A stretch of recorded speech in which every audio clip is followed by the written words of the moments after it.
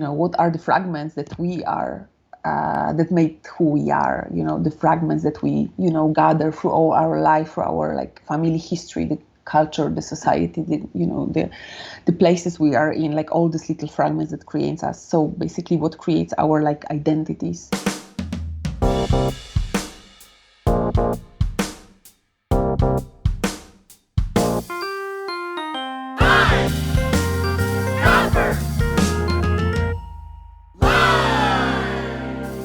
Hello, print friends, and welcome to the 79th episode of Pine Copper Line, the internet's #1 printmaking podcast.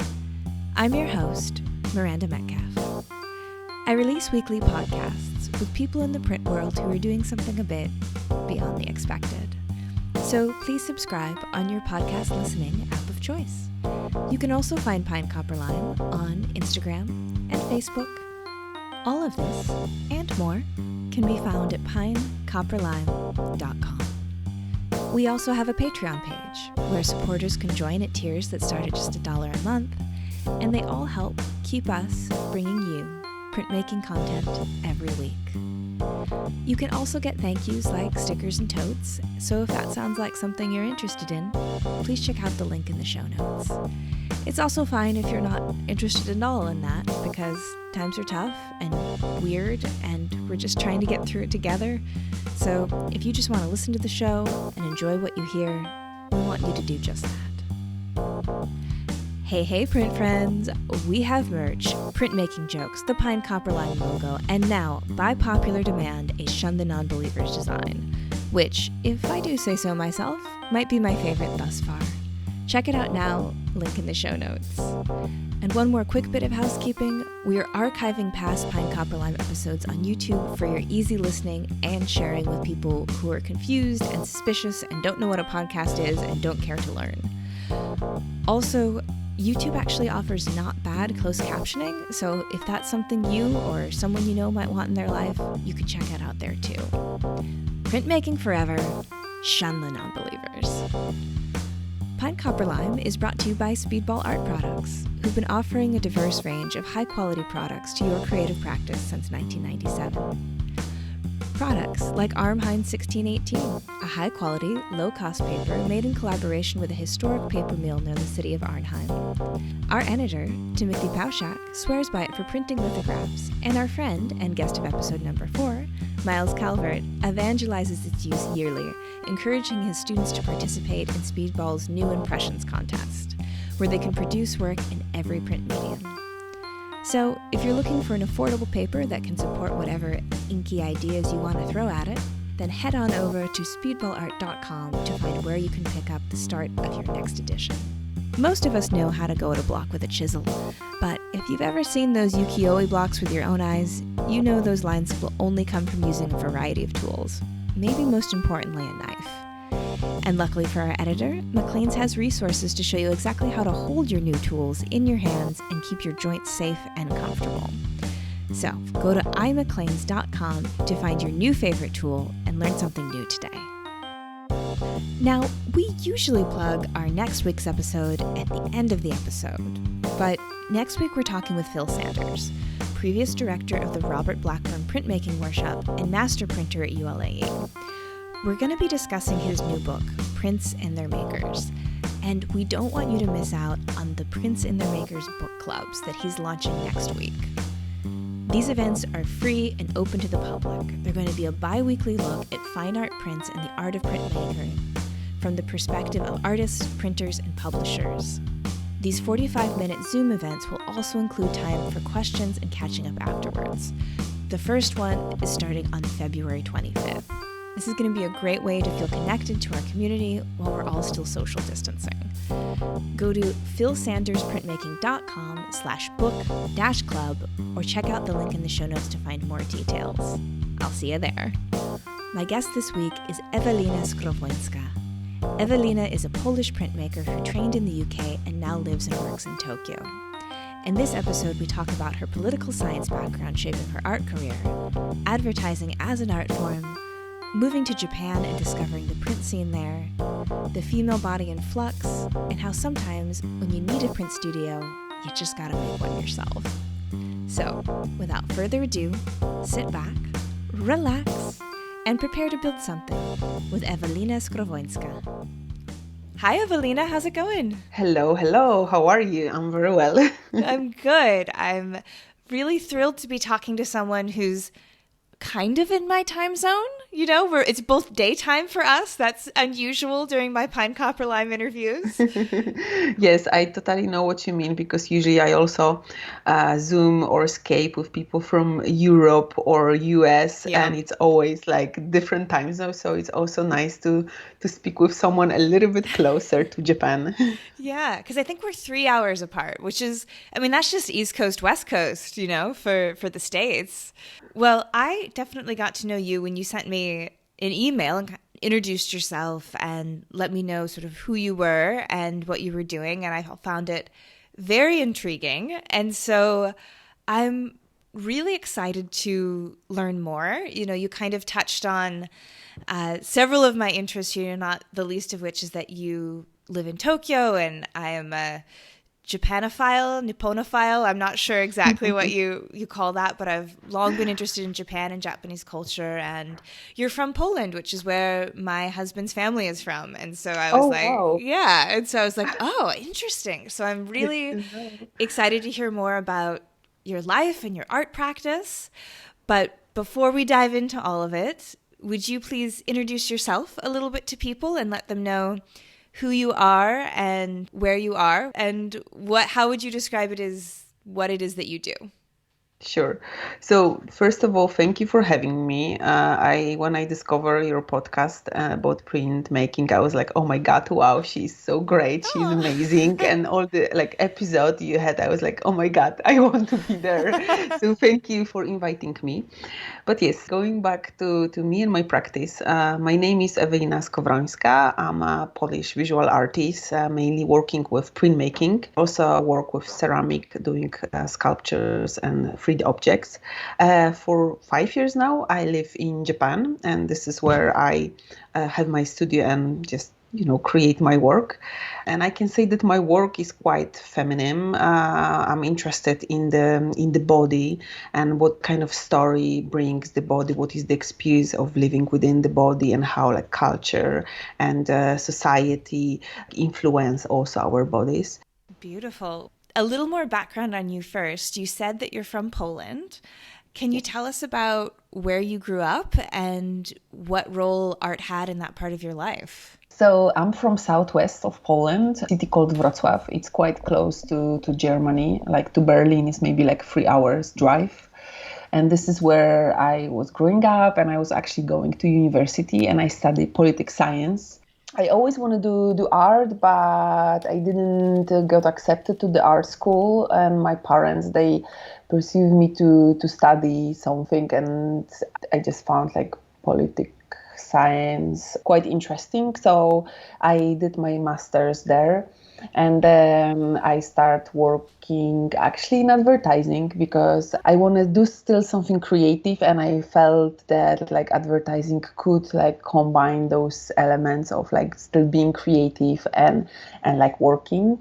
And so I worked in advertising for 6-7 years as a creative, but art was hunting me, and I was still all the time drawing and trying to do different creative things. And at some point I just felt that if I won't try and if I just don't follow my heart, I will be always regretting. So I decided to again try to pass exams to the art school. So I was accepted in London, because at that moment of time I just didn't want to go through 5 years course programs in Poland, because this is how the school system was working.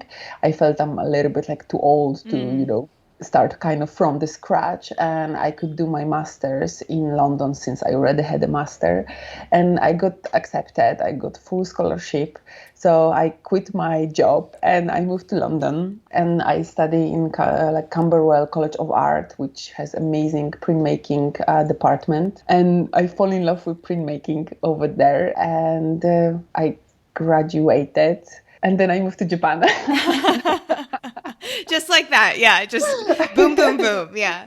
No, I felt I was taking so long, so yeah, of course I can Yeah. elaborate a little bit more about it, Yeah. but Well, I'm actually curious maybe for us to talk a little bit more about advertising as yeah. creative practice, because I think that people can have kind of a reaction to people talking about being in advertising sometime, that like, oh, that's so shallow, that's brainwashing, that's capitalism, blah blah blah. Mm, But I do actually think that it's an incredibly creative practice, because it's about visual communication and visual culture in this way that overlaps really significantly with art. I think that we maybe got a little bit of a taste of that when Mad Men was insanely popular 12 years ago or mhm, whenever that was, yes. but it's something that I think people write off maybe too quickly. And so Mm, maybe you can talk a little bit about that, having had that experience mm. before going to art school. So I definitely don't regret my times, that I spent working in advertising. I felt I learned a lot of things. I met really interesting people, and I've been since I've been working for one of the biggest agencies in Poland, and we had like really big clients. So I had chance to shoot like commercial videos, to work on like digital campaigns, to work on more like event-based kind of campaigns. So it really like opened up the creativity, and you can use a lot of different tools to make your idea happen, Mm-hmm. especially that there is a client paying for it. Right. Which, right, in the art, it's usually like you have to get the funding, or you have a sponsor, or you have your own budget to produce. So I think that's something that the client is paying. But yes, of course, at the end of the day, you selling washing powder, insurance, or other like things that, of course, they open up the question: do we need them? What kind of practices are used to sell them? And especially, I feel now with all the social media and all this like gray zone about like algorithm, like knowing what we want and like Mm-hmm. selling us stuff. Of course, it's like super super like gray zone. And I feel also that's why at some point for me, I knew I don't want to stay in advertising, because I felt that I just don't want to think all my life about this washing powder or companies. So I felt I want to spend my time thinking about something more important for me. But it's not that I don't respect people who work there, and some of the campaign are really beautiful, and they also influence life, like social campaign, and the campaign that talk about like more important things than just selling the product. But I guess we could discuss about this like a really long time. Yeah, we could have a whole nother episode on it, but Yeah. yeah. But yeah, I feel, there is like a lot of beauty in like, graphic design that can be used. And, also like I feel when you work in the agency, you know how much creativity is put into one idea, and how there's like so many ideas before this one.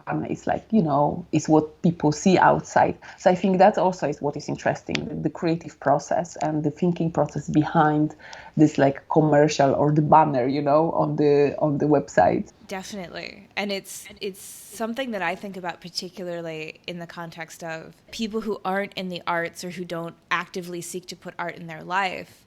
This is the creative form of visual communication that they're interfacing with thousands of times a day. And so there is a real weight to that. And I think it's something that the art world should sort of be less dismissive of, particularly, realizing that most binaries are artificial, including this one, all kind of part of this visual communication. And for people who aren't in a place where they can have the luxury of going to art galleries and museums and art openings, this is what they're interfacing with. And it's especially with printmakers, that printmaking and commercial function really have a long hand-in-hand history. And Absolutely. binaries and hierarchies, man, like, let's tear them all down. Just in general.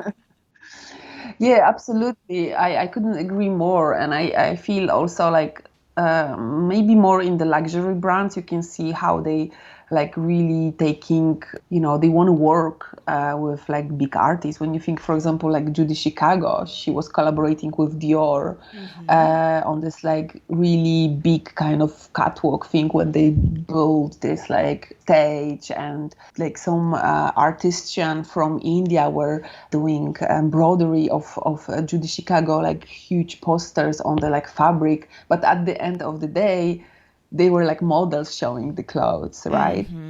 But another side is that like Judy Chicago work is beautiful, and it should be seen, in such a like, big and expensive way of this like huge installation. So I think there will be always these questions. And also when you think about, it was Dior, it's such a luxury brand that is also very like, exclusive, and it creates like differences in the society. Like it's not available for everyone. And then like you have the artist who talks about like female empowerment. And so, it creates all these like questions, but like I feel it's been used before, and it's used now, and probably it's going to be used, like this kind of, marriage between the, how we call it, commercial life and the like artist life. For sure. So you're saying that you discovered printmaking when you were doing your master's in London. So did you kind of fall in love with it right away? Did you do silkscreen first? What was that process like of realizing that this was going to be an intrinsic part of your art practice? Yeah, so I actually really fall in love with screen prints because also I obviously try other techniques, but I think I always had the fear of like drawing, like direct drawing. So like working with stencils and working with like textures and kind of, in a sense, very easy way of dealing with screen print, like was just very accessible. So I just really like to work with it because it's fast, obviously it's printmaking, so of course it takes some time, the process, but it's not like etching or like lithography that is just like much longer. So I think I really like this kind of way of working. And like my master final kind of project was actually done with the use of screen print. So was like that, especially this technique was something I really like fall in love, and I knew I wanna continue. But like in the meantime, during all these years, I've been also working with other techniques. Obviously, also since coming to Japan, I also learned like the traditional mokuhanga. But before, I also was doing like some etchings, and actually I never got really into lithography, so maybe this is something for me to discover. Well, that's if the immediacy of drawing is giving you hesitation, lithography won't really help. Exactly, I think that's the main reason.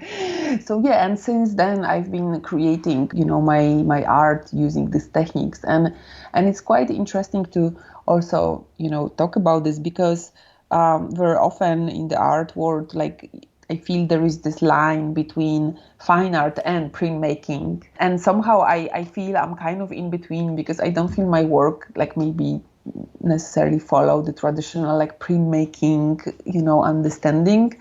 Kind of always interested in like pushing the ways of prints, so I like to think about that I'm kind of painting with the printmaking tools, that is like that's the way of working for me, with like using printmaking and or mixing printmaking with other methods, or like even hand drawn elements. Yeah.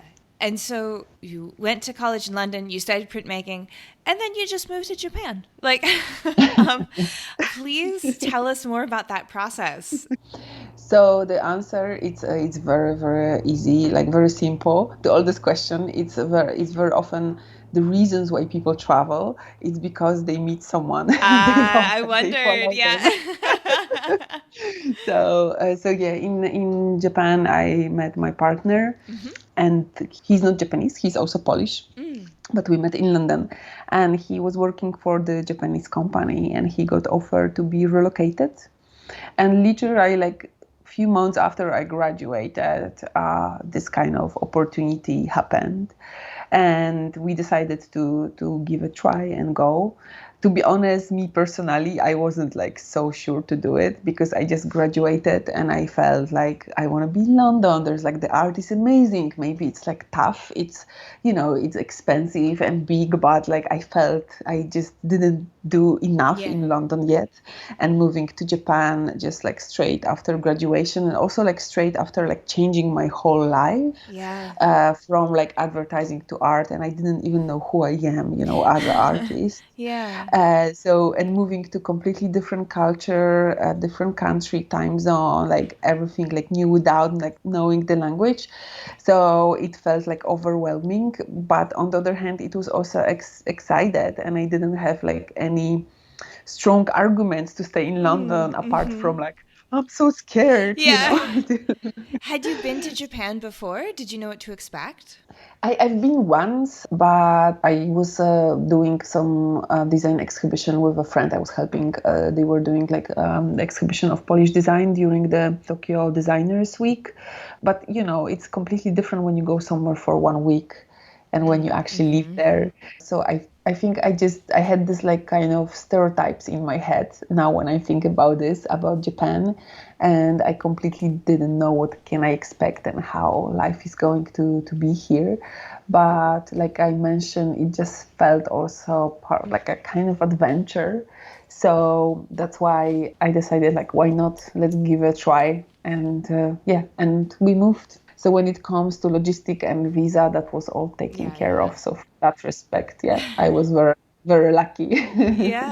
Yeah, for sure. That definitely helps. I mean, that's how I ended up in Thailand, is just getting a job, and that's how my husband will be able to be here, is through my job. So it's, I think that people often, really have these fantasies of going and living in other countries, and there's not a whole lot of good ways to do it other than work or marriage, really.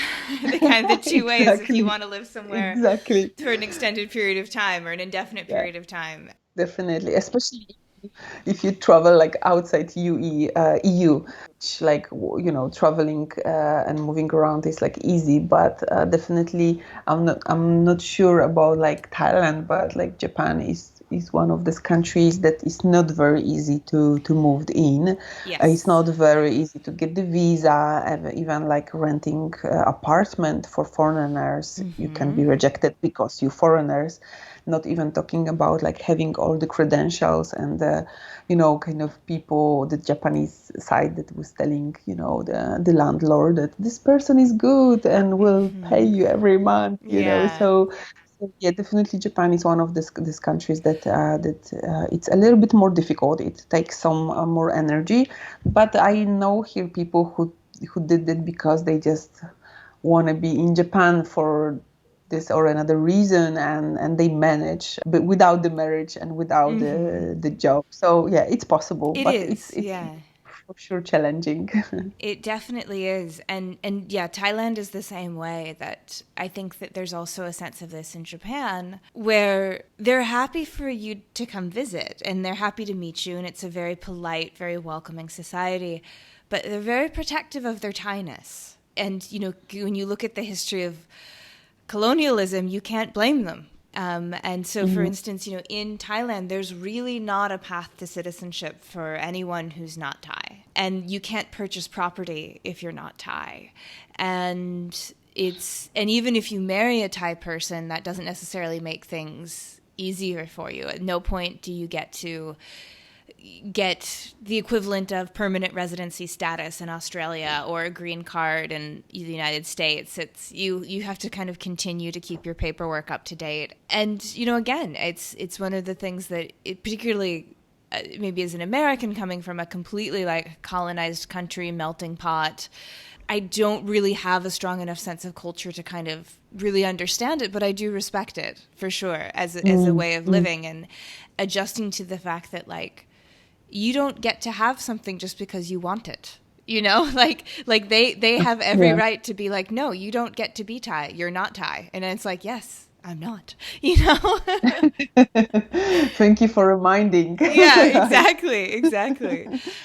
It's very interesting because I feel it's completely different way of just thinking, which comes from just different culture and like different history and experience. Because like, and this is what is, I think, amazing, and what I learn like almost every day being here, like just different way of thinking. The values are different, and I would never understand them because I just didn't grow up with them. I could maybe try to like observe and learn, but like the actual experience is like so far from me. Like I cannot like understand 100%. And coming from Poland and coming from like, you know, Europe, I think this obviously we've been like, you know, under communist system for many years, and we couldn't like move around. And then when we could, like, you know, Polish people, they've been always traveling, they've been always emigrating because of the, you know, the political reason or economical reasons. So I think there was always this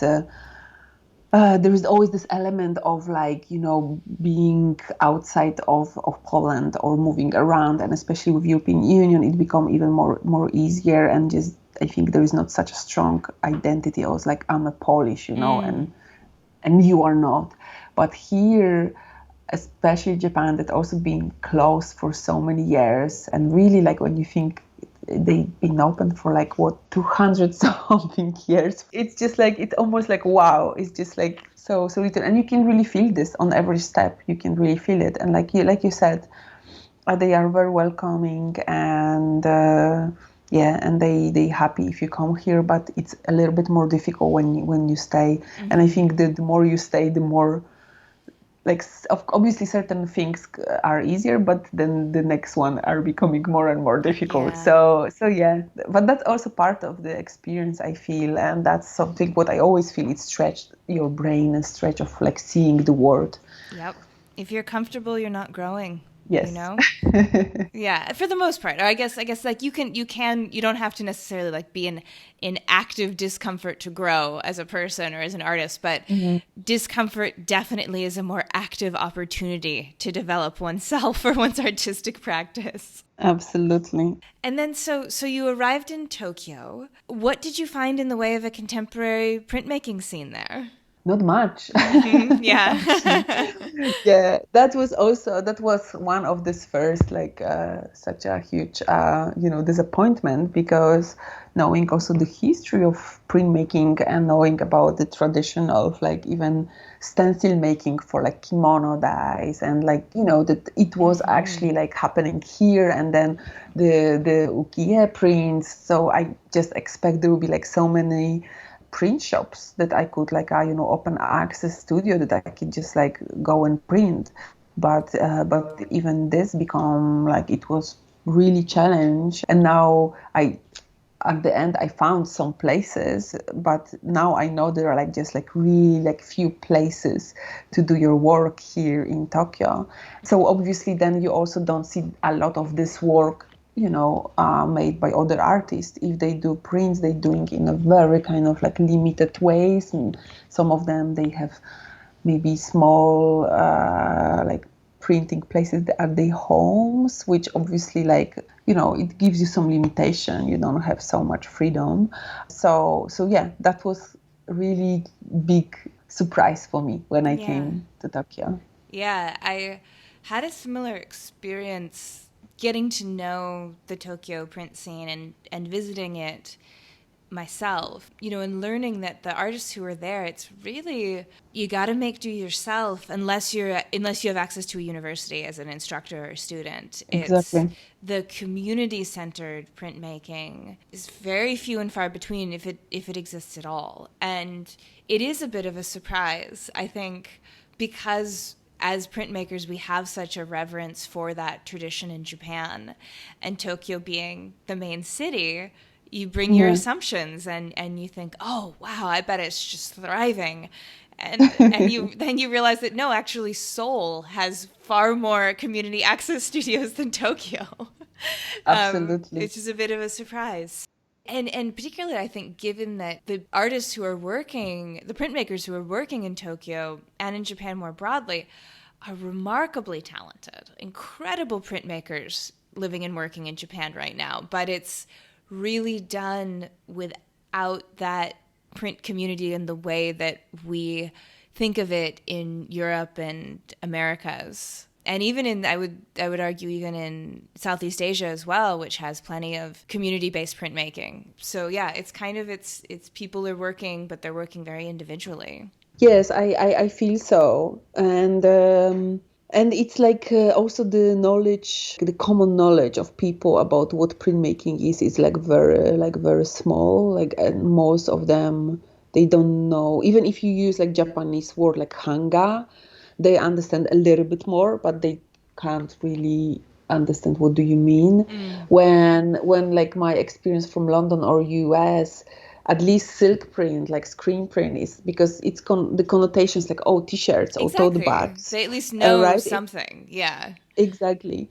So this is very little, but then when you say like, oh, t-shirt, tote bags, they understand, but they don't see this as an art form. Like, you know, it's like kind of more like some merchandise. So yeah, it's quite interesting. And also I found that there are like amazing printmakers, but I feel the work is also very traditional in a sense. Yeah, I was gonna say, yeah, I mean, you see a lot of still lifes, you see a lot of animals, yeah, a lot of just figurative, beautifully rendered works. So traditional Exactly. in that Yeah. sense, yeah. Yeah. So they are like technically maybe really beautiful, but I feel like, yeah, they are a little bit going towards this like old tradition of printmaking, which what I was mentioning before, like I feel there is this line between fine art and the printmaking, and a lot of galleries or, you know, even collectors, they see this like black and white prints, you know, or like etchings as examples of printmaking, which I feel kind of there's like so much room for other things to do. So and I've been on like few kind of annual exhibition of like Tokyo Printmaker Society, and yeah, I had exactly the same impression that like what I saw was like maybe technically really beautiful, really advanced, but yeah, in a sense very traditional. And so you've actually undertaken opening up your own studio in the void of community studio access that you found, and you actually did that recently. And so I guess my question is, how did you come to do that? And, you know, why now in 2020, the year of chaos, did it feel like this is the year? It's been, you know, after 5 years, you're like, no, 2020 is the year to take this on. There was like a lot of elements that influenced this. Also, kind of some of them they were random or maybe not that random.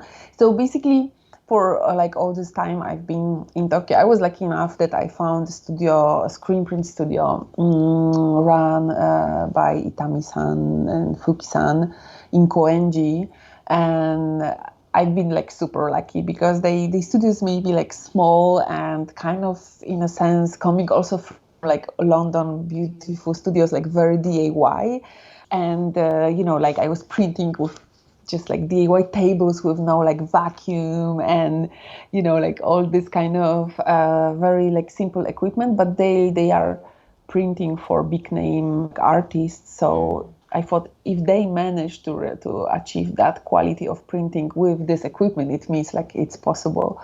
So and we become really close, and I could consider them as being like my senseis, and I learned a lot from Itami-san. Printing in his studio, and then I've been going for residencies or printing in some other studio, some other like using other techniques, but like the other studio is like almost like 2 hours away from my house, so it was like, you know, really big trip to go there, so like not very efficient.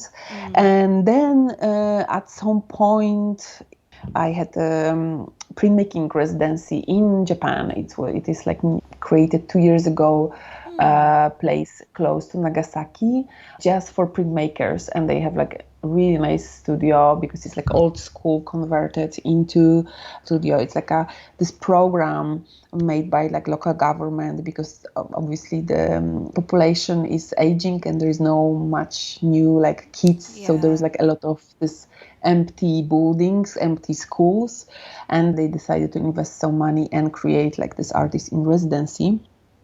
So they created studio for like all printmaking techniques, which is great, and I had the pleasure to be there. And me and another guy were the only people there.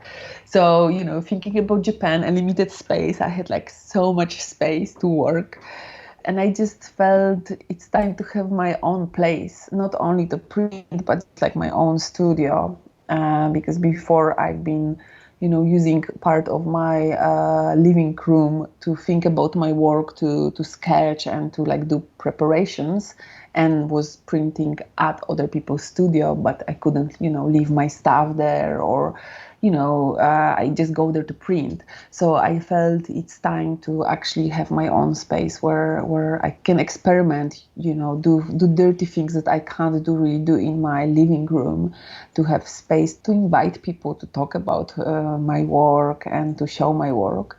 So that was this kind of the initial kind of spark. And then Corona came and all my studios were shut. They were closed. I couldn't make my work.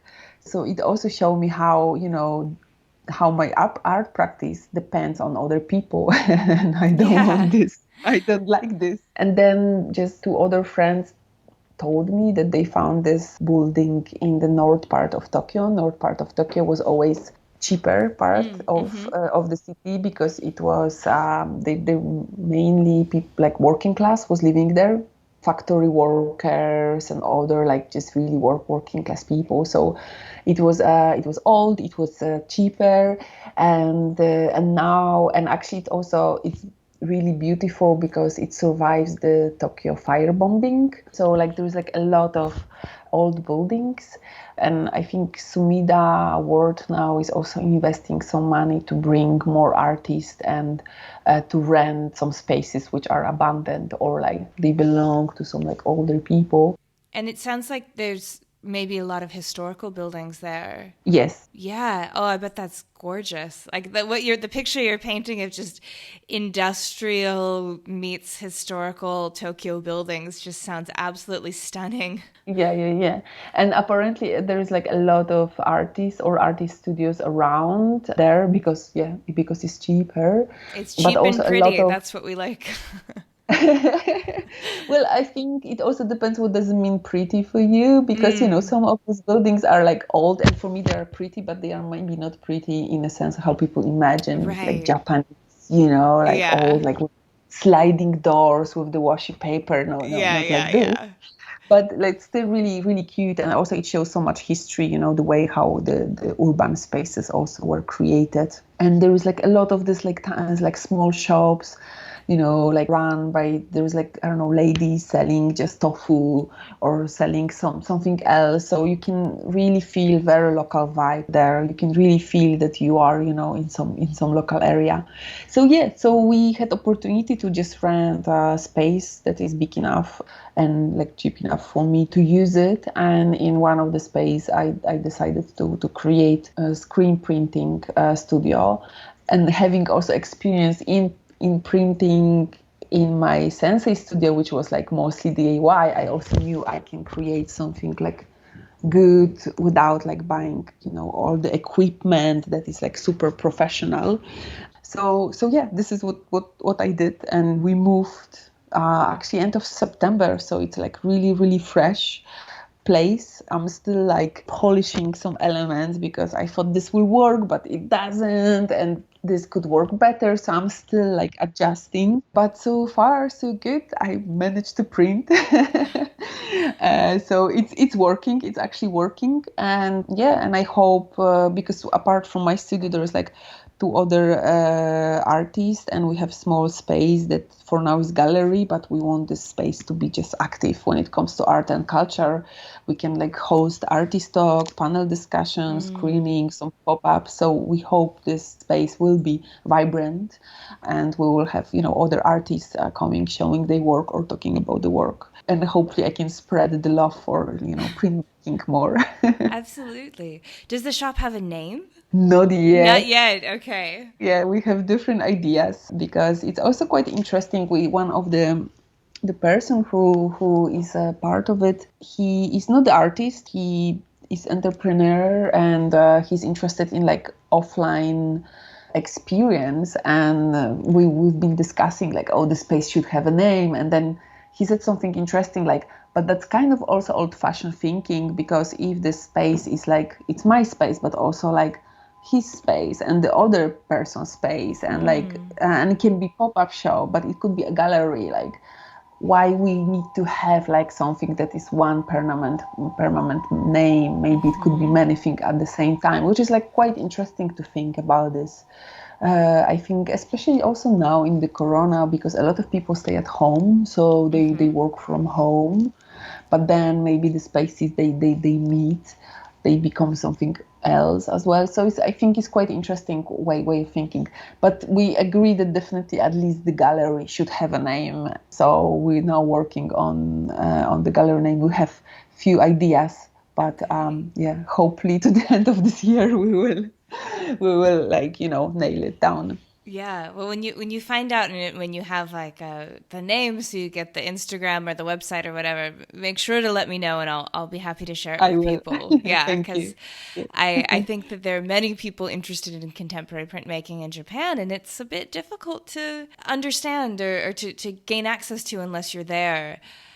In my experience anyway, and part of what I've thought is that, in comparison to the United States, where there's this cultural sense of you make something, you're an artist, and you got to hustle and you got to get your name out there and get that website and get that hashtag and promote yourself and be your best advocate and like hustle and get it and lean in. There's really not that sense in Japan. It's more, you study very hard the skills that you want to learn. And maybe after many, many years, you can show what you've been working on. And there's less of a sense of, I made something, I have to put it online so I can get accolades. And so any sort of window in to what's happening, I think would be really welcome to people who are curious about Japanese printmaking. Yeah, contemporary Japanese printmaking. Yeah, for sure, I agree. And that's also quite interesting, because what you said, because then I was also feeling that somehow, even though we perceive Japan to be so like technologically advanced and like very high tech, I feel especially online is something that is really not there yet. Totally. And of course, like people obviously use Instagram or Twitter and Facebook, but then so I think that's the like the social media that I can see, it's like it's really in use and people are using it. But when it comes to other initiative where online could be used in a more like collaborative way, I think it's still not there. So I think that's why we definitely want this space to be like a new spot on the Tokyo map of like the culture activities and art, and even like discussions about this. So for now, it's like definitely like my studio and two other people's studio. Yeah. But we know that at least the gallery should have a name. So I promise I will let you know as soon as it's there. I think we almost have it. Like we have it. We just like it's kind of funny. So we just like giving ourselves like a few more days to think if this funny name is like maybe too funny. So to shift gears just a little bit with the time we have left, I do want to make sure we get a chance to talk about your personal practice. Because as you mentioned in passing earlier, you're interested in the feminine, you use the body a lot in your work. What else would you like people to know, just kind of as an overview about how you describe your practice before we dive in a bit to specifics? I always felt that I want my work to speak out more than like certain kind of description of it. But definitely it's I'm also like getting inspired by the different like readings and text. So each body of work also has like different elements that inspired it.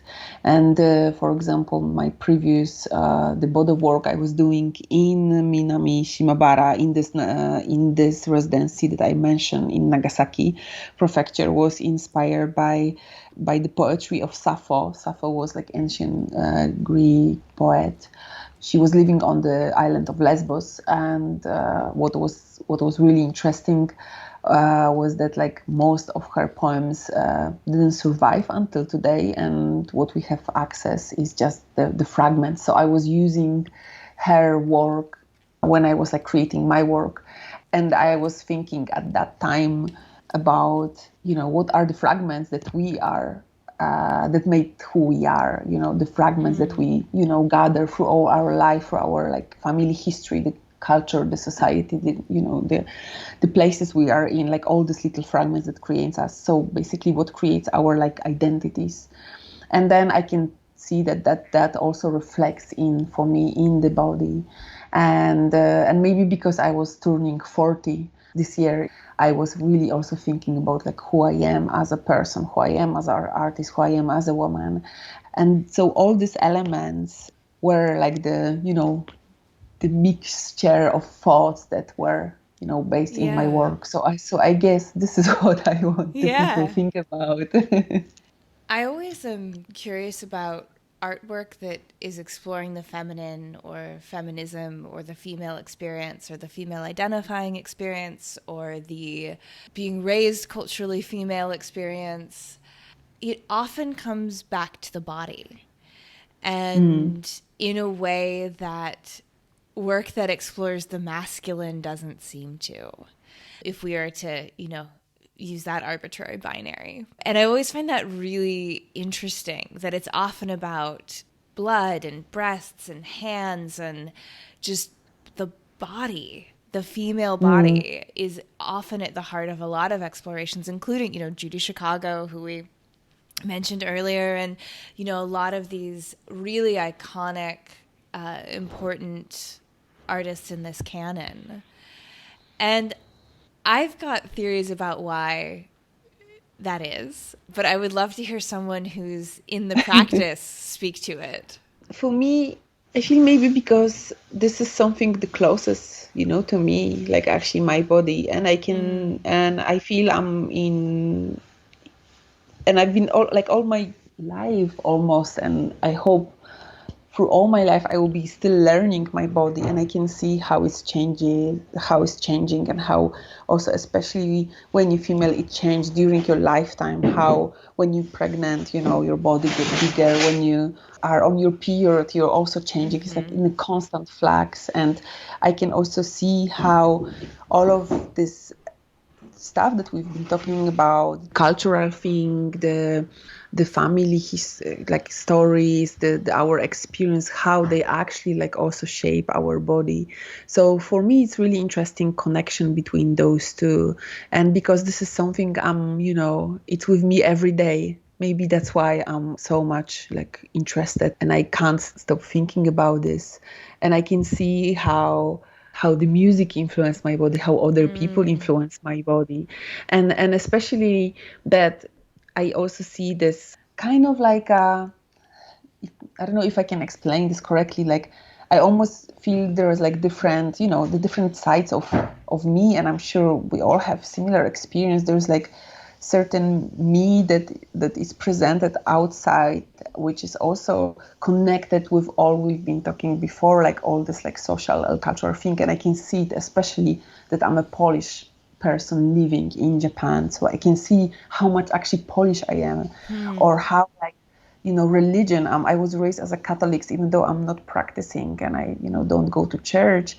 I can see how like certain values, the Catholic values, are in me. So there's like this one part, and then I feel there is this kind of inside part, like, you know, in me that I don't know, I'm sometimes talk or refer to, and there is also someone that is like in between, and this is all contained in that, like, you know, in the flesh, in that, you know, the physical form. So I feel it's like fascinating, this connections and this like different dialogues that is happening. And also, if I think about like me being inside my identity, I think the body is something very outside. Like you can observe your body, you can see your hands, you can see your legs.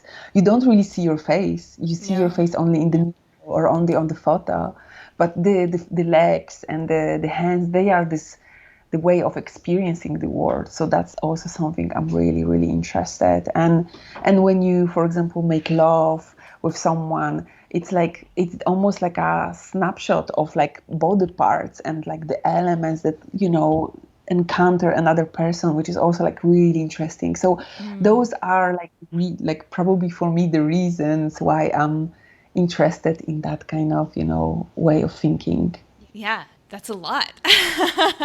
But it's so good though, because it's all of those things, and a lot of it reflects some of my thoughts about it as well, in terms of where emotional experience takes place is in the body.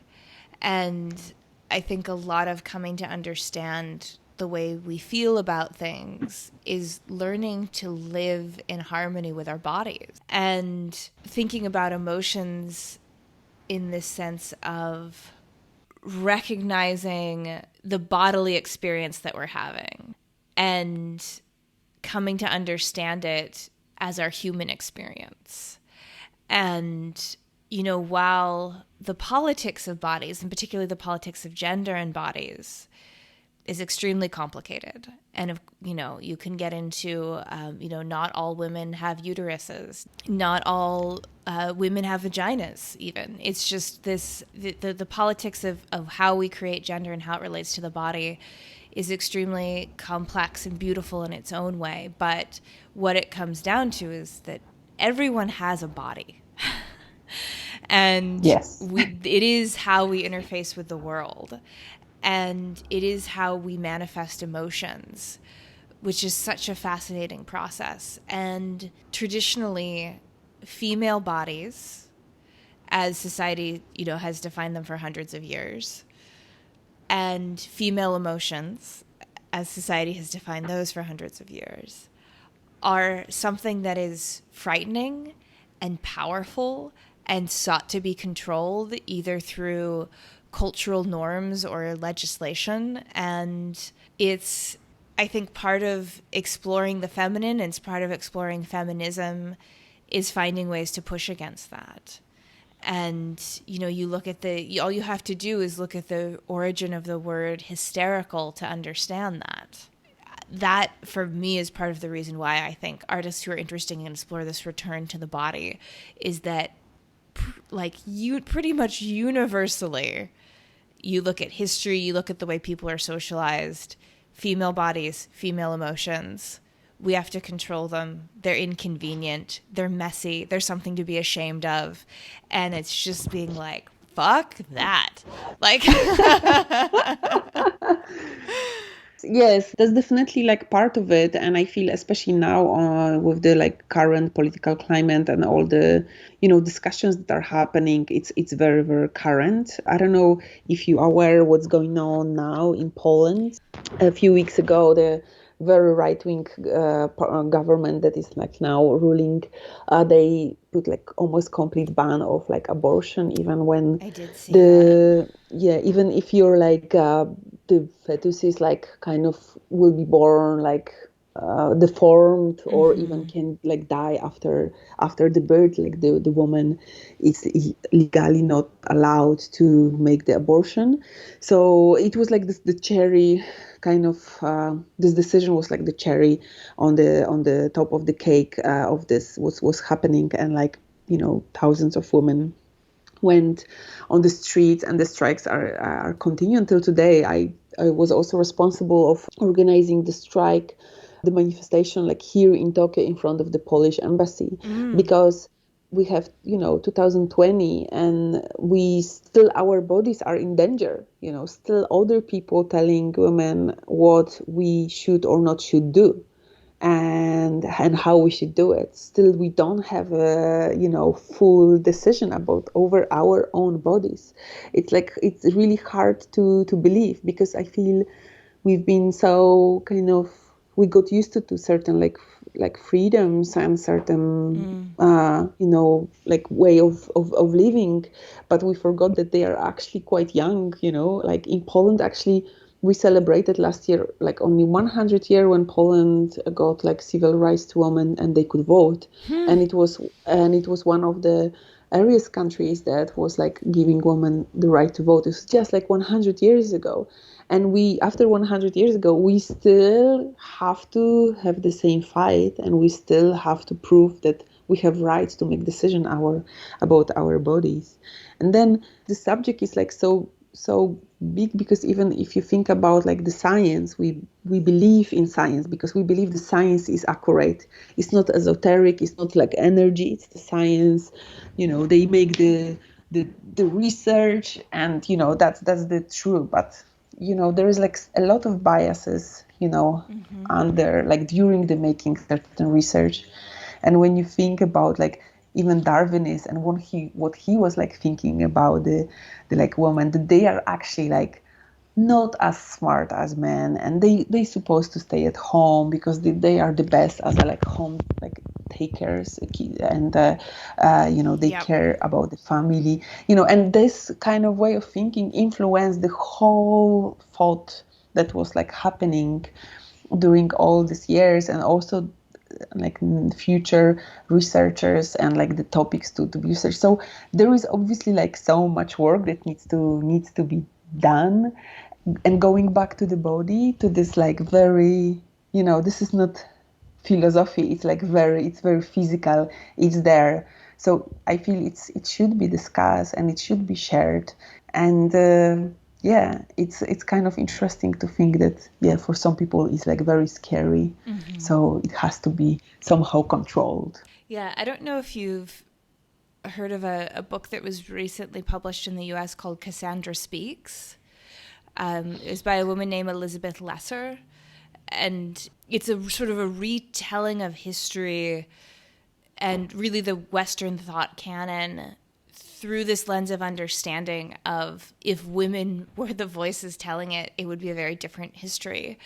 And in it, she talks about how a lot of these great thinkers, as you say, like Darwin, who shaped Western thought, we kind of just in 2020, we just kind of don't really pay attention to all the horribly misogynistic things that they said. Like, we're just like, no, like don't look at that part.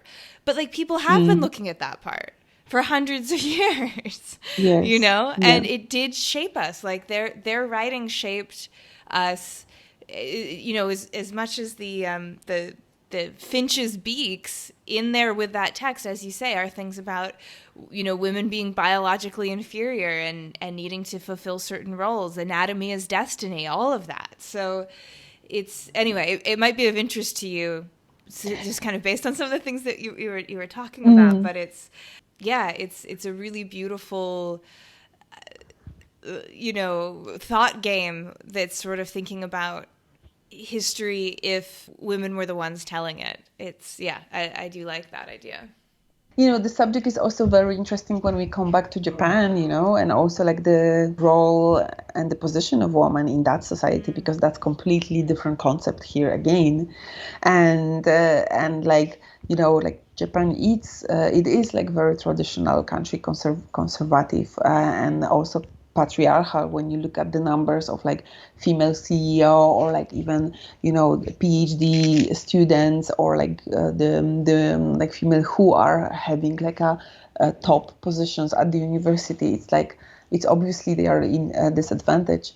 So, and then like the traditional model of woman actually studying, but then studying just to be kind of to still married better because she has education, and then stay at home and look after the babies and the household, and the guy taking the burden of like working and earning the money. It's like, it's quite interesting to see this, but then also seeing a lot of like microaggressions between women towards other women. Like single mother here are they are in really, really bad situations. They are very often bullied by other women because they are like single mothers, and kids are bullied at school.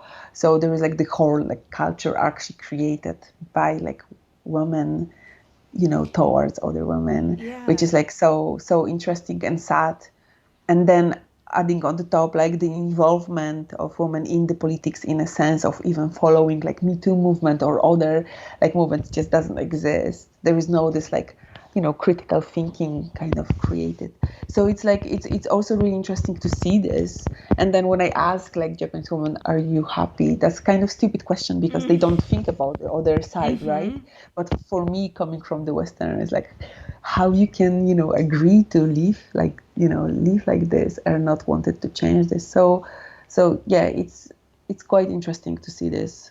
Isn't there a phrase in Japan, and I might be misremembering it, but it has to do with something like marriage is like death for a woman? When I was last in Tokyo, a Japanese woman was telling me that it's like a turn of phrase that people say in Japan often because her life ends when she gets married, because it becomes about her family, her children, keeping her house, you know, her career goes away. It's it's that, she didn't tell me what it was in Japanese, nor do I think I'd, you know, remember it 5 years on, but it that really struck me. Yeah. I didn't hear this, but I wouldn't be surprised because there is like, of course, a lot of responsibilities this like the women are taking on, and it's connected also with the parents-in-law and certain duties that they have, and also like society is very demanding. So I heard from my friends who has like kids at school that also school demand from like, you know, mothers to be involved in so many activities. So it's like a lot of things to do, but yeah, it's like giving up like your freedom. It's like almost, you know, when you think about almost the ritual of like marriage, like the woman is taken by the man to like his house. She's losing her like family name. She's losing her family. She's going to his, you know, house. And when you also think about the symbols of veil, you know, she's like wrapped in veil because she's like so pure or so clean, and he kind of open her, right, and discover her and giving her like this new identity, you know. So it's almost like this, but in 2020. Yeah, totally. When I got married, I definitely tried to be as aware as possible of the strange metaphors. You know, like I wasn't given away. I didn't have a veil to like symbolize a hymen. Like I just was like, no, we're not doing this. Like we're getting married because I want to marry this person and I love this person. And I think that standing up in front of your community, your tribes, and saying, this is going to be my person and I'm promising it in front of all of you is a powerful thing. But that's, you don't need to like take all of like the weird symbolism with you if you don't want to. Yeah.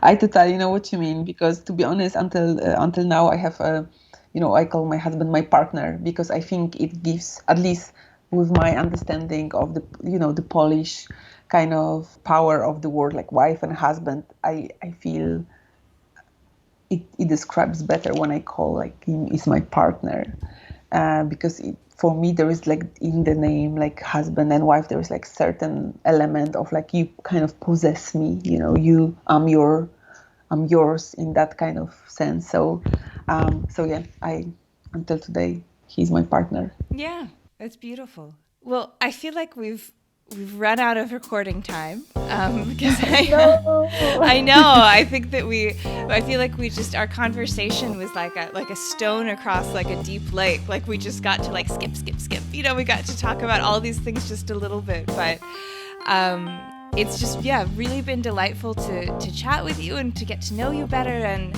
I hope that you can come visit Bangkok again sometime soon. My husband's working on setting up a lithography studio here, so if you do want to try your hand at the intimidating art, you'd be very welcome to come stay with us and give it a go. Thank you. That would be very lovely. No, lithography is also on my list. Yeah, I'm sure the time will come. And also if you ever going to be around Japan, Tokyo, definitely you are more than welcome, you know, I hope so again. Yeah. When borders open up again, I think Japan is one of the first places that Tim and I are going to look to go for sure. So I would love to be able to connect. Yeah. And before we sign off entirely, would you please let people know where they can find your work and follow you and keep an ear out for the naming of the gallery in Tokyo. Yes, so I think the best way to learn about my work is to visit my website, which is my name and my last name.com, which is ewelinaskowrońska.com.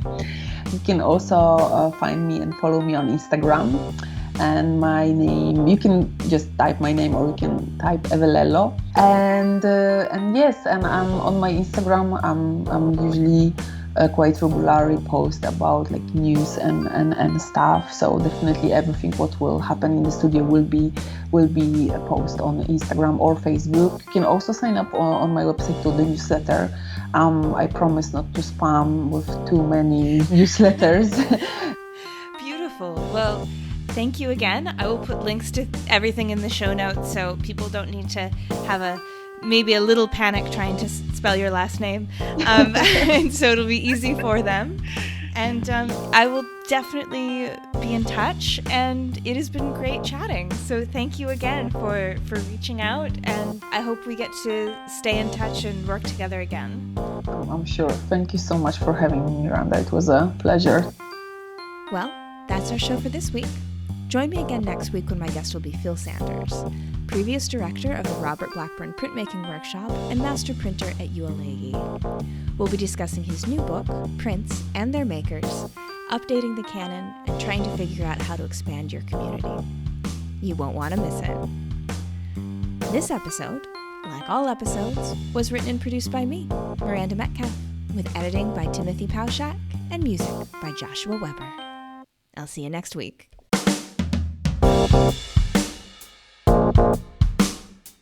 Thank you.